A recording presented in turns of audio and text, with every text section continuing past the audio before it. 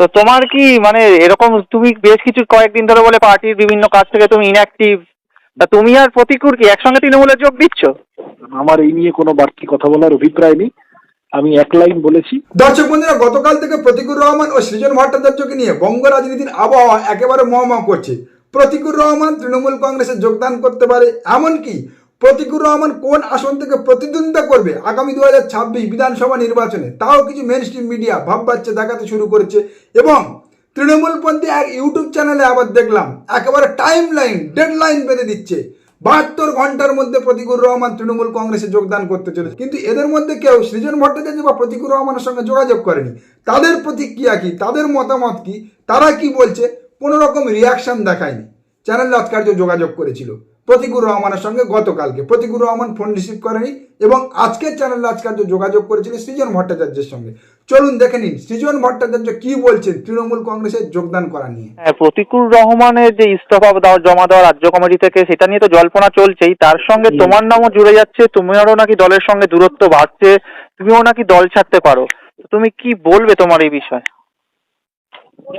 এই প্রতিকূল সংক্রান্ত জল্পনাটা কোত্থেকে আসছে আমি জানি না, কারণ প্রতিকূল এখনো পর্যন্ত পাবলিকলি কোনো স্টেটমেন্ট করেনি যে ও দল ছাড়ছে বা দলের সাথে ওর কোনো দূরত্ব ইত্যাদি ইত্যাদি। ও দলের অভ্যন্তরে যদি কোনো কথা বলে থাকে সেটা দলের অভ্যন্তরেই আলোচনা করার, মেটানোর পরিবেশ পরিস্থিতি থাকা উচিত। সুতরাং প্রতিকূলের জল্পনাটাই আমি মানে ইন দ্য ফার্স্ট ইনস্ট্যান্স খুব স্বীকার করতে পারছি না, মান্যতা দিতে পারছি না। আবার তার সাথে আমার নামটাও কেউ কেউ যদি জড়িয়ে দিতে চান তাদের প্রতি শুভেচ্ছা রইল। আমি ইতিমধ্যেই বলেছি, তারা হয় নির্বোধ না হয় শয়তান।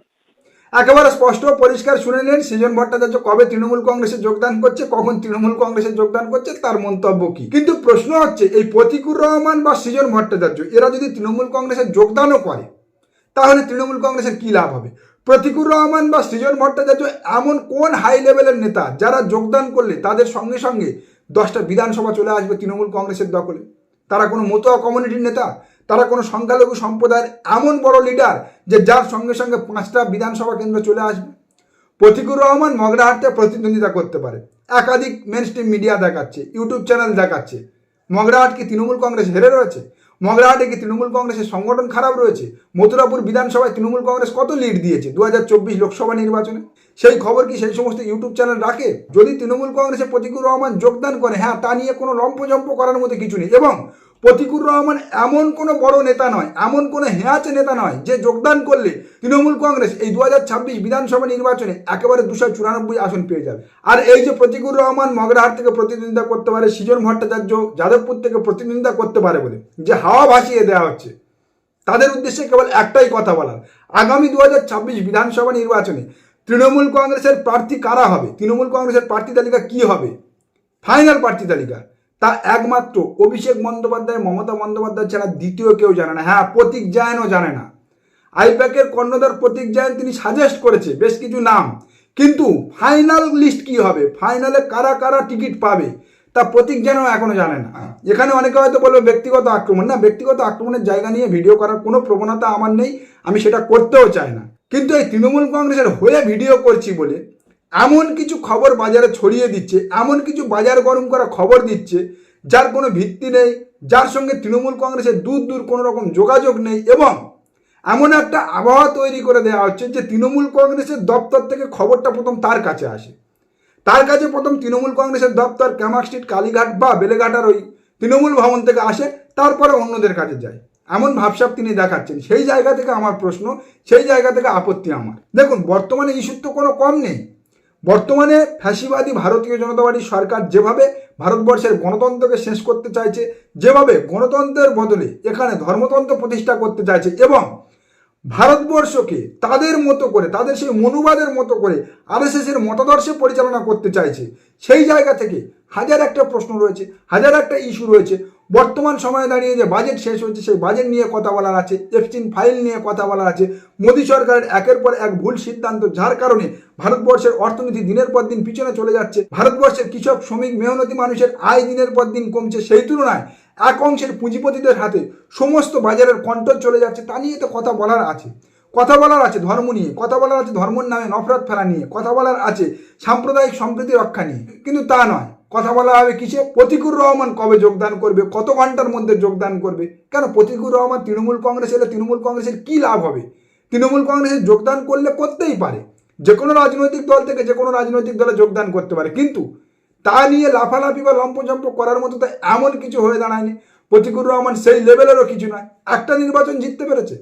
প্রতিকুর রহমান, সৃজন ভট্টাচার্যরা তাদের লাইফে, তাদের রাজনৈতিক ক্যারিয়ারে একটা নির্বাচন, একটা কাউন্সিলর ভোটে পর্যন্ত দাঁড়িয়ে জিততে পেরেছে? পারেনি তো। তাহলে তাদের নিয়ে এত মাতামাতির কি আছে? হ্যাঁ, যদি জানতাম শান্তনু ঠাকুর যোগদান করছে, যদি জানতাম কোনো রাজবংশী নেতা যোগদান করছে তৃণমূল কংগ্রেসে, তা নিয়ে কথা বলার ছিল। কারণ বর্তমানে ভারতীয় জনতা পার্টি তাদের সঙ্গে যে ধোকাধারি করেছে, মতুয়াদের সঙ্গে, রাজবংশীদের সঙ্গে, এসআইআর নামে যেভাবে তাদের নাম কেটে বাদ দিচ্ছে, তারা যদি তৃণমূল কংগ্রেসে যোগদান করতো, সেই সমস্ত নেতারা যদি যোগদান করতো, তা নিয়ে 100 বার খবর করার জায়গা আছে। যাদের হাতে 34 বছরের রক্ত লেগে আছে, সেই 34 বছরের রক্ত মাখা বামপন্থীরা তৃণমূল কংগ্রেসে যোগদান করছে, তা নিয়ে লম্পঝম্প করে বাজার মাতানোর এমন কোনো সময় এসে বর্তমানে দাঁড়ায়নি। এবং তারা যোগদান করে তৃণমূল কংগ্রেসকে 2026 বিধানসভা নির্বাচনে একেবারে বিরাট কিছু এনে দেবে, বা তারা না এলে তৃণমূল কংগ্রেস 2026 বিধানসভা নির্বাচনে 213 আসন থেকে আরও নেমে যাবে, এমন তো কিছু হয়নি। বিহারে প্রকাশ্যে মাংস বিক্রিতে নিষেধাজ্ঞা জারি করল বিজেপির নেতৃত্বাধীন এনডিএ সরকার। মঙ্গলবার উপমুখ্যমন্ত্রী বিজয় কুমার সিনহা ঘোষণা করেছেন, নিয়ম ভাঙলে কড়া পদক্ষেপ নেওয়া হবে। कोई भी ओपन सड़क पर मांस नहीं बेचेगा। नियम के अनुकूल जिसको लाइसेंस मिला है उसका उल्लंघन करने वाले पर सख्त कार्रवाई होगी। ভাবুন তাহলে, এখনো 4 মাস হয়নি পুনরায় ক্ষমতায় এসে বিহারে ভারতীয় জনতা পার্টি ও নীতিশ কোম্পানির সরকার। তার মধ্যে প্রকাশ্যে মাছ মাংসের দোকান বন্ধের হুলিয়া জারি করছে। এবং কে করছে? কোনো চুনোপুটি নেতা নয়। দিল্লিতে যেমন চুনোপুটি নেতারা করেছে, না, বিহারে কোনো চুনোপুটি নেতা নয়, ভারতীয় জনতা পার্টির উপমুখ্যমন্ত্রী। এর আগে আপনারা দেখেছেন 10,000 করে যে টাকা মা বোনেদের অ্যাকাউন্টে দেওয়া হয়েছিল, তা ফেরত নিচ্ছে, তা ফেরত চাইতে শুরু করেছে। बड़ी खबर बिहार से निकल करके आ रही है और बड़ी खबर ये है कि बिहार विधानसभा चुनाव में जिन लोगों के खाते में 10-10 हजार रुपए डाले गए थे, सरकार ने 10-10 हजार रुपए भेजे थे, अब उनसे वो 10-10 हजार रुपए वापस मांगे जा रहे हैं।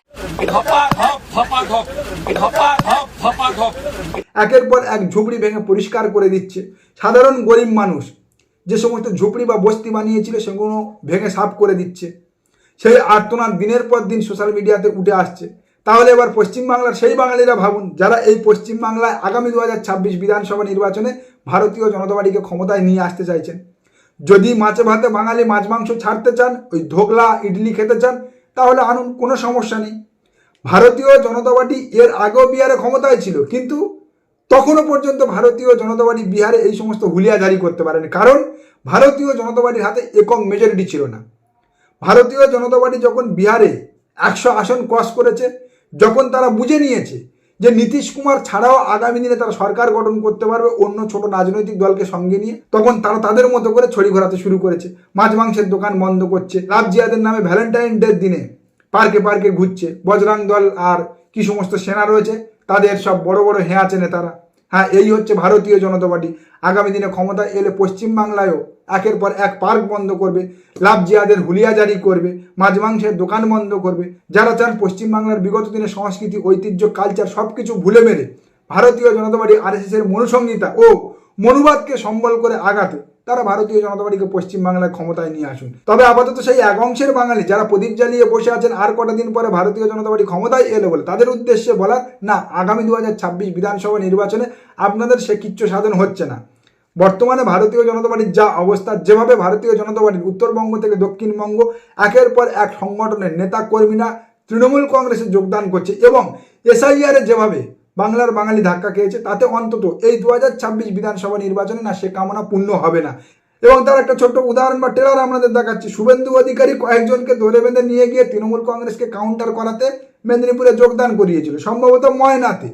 যোগদান করার পর শুভেন্দু অধিকারীর সামনে তারা বিজেপি সরকারের বিসর্জন স্লোগান দিচ্ছে।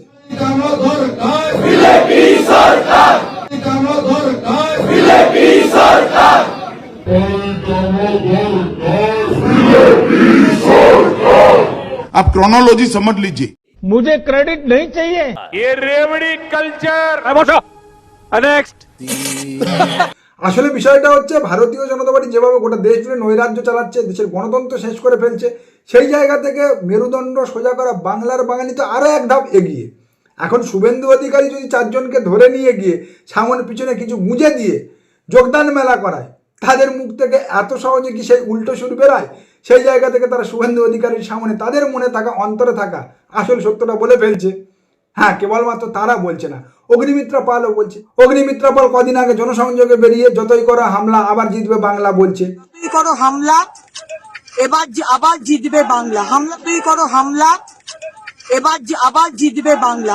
এদিকে আবার কদিন আগে সিঙ্গুরে মোদির সভায় অভিষেক বন্দ্যোপাধ্যায়ের সেবাশ্রয়ের গান বাজছে। হ্যাঁ, সব মিলিয়ে আগামী 2026 বিধানসভা নির্বাচনে পরিবর্তন নয়, প্রত্যাবর্তনেরই মেহুল বাজছে। বাংলার বাঙালি কেবল নয়, ভারতীয় জনতা পার্টির নেতামন্ত্রীদের মুখ থেকেও সে খবর বেরিয়ে আসছে, সেই স্লোগান বেরিয়ে আসছে। আগামী 2026 বিধানসভা নির্বাচন এই বাংলার মাটিতে সাম্প্রদায়িক শক্তির আরও একবার বিসর্জন হতে চলেছে। তাই কেবল বাংলার বাঙালি নয়, ভারতীয় জনতা পার্টির নেতাদের মুখ থেকেও মুখ ফসকে বাংলা জয়ের স্লোগান উঠছে। নমস্কার, আজকের প্রতিবেদন এখানে শেষ করছি। দেখা হচ্ছে আগামী কোনো প্রতিবেদনে। আমাদের প্রতিবেদন সম্পর্কে আপনাদের মতামত অবশ্যই জানান আমাদের কমেন্ট সেকশনে। সবাই ভালো থাকবেন।